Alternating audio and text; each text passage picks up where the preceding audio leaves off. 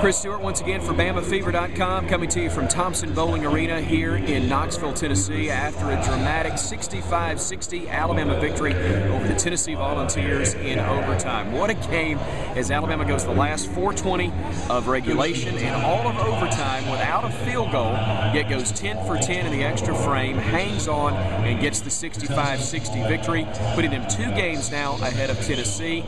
And as this is being taped, Alabama maintaining at least a half-game advantage over the Florida Gators, who are playing later tonight against the Kentucky Wildcats. Alabama just gutted this one out in the purest sense of the word. The Tide had Jermichael Green, less than 100%, had been sick as a dog, had 8 points at the end of regulation, goes 6 for 6 from the free throw line in overtime to get to 14. Now, to Tennessee's credit, they were without their top scorer in Scotty Hobson, but they played a really tough, strong ball game, dominated Alabama on the glass, out-rebounding the Tide 48-33. But Tony Mitchell would put up a career-best 24 points in helping the Crimson Tide to the 65-60 win. Not only is Alabama now 7-1, they have a minimum 3-game advantage lead in the SEC West, and as we said, they will be guaranteed of leading the overall standings regardless of what happens in that matchup with Florida and Kentucky. The Tide could have as much as a game-and-a-half lead in the overall SEC race.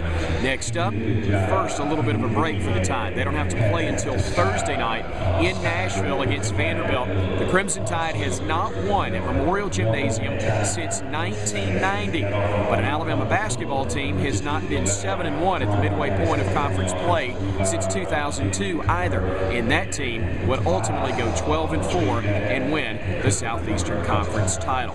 Long way from the finish, but a heck of a position to be in at the midway point of league play.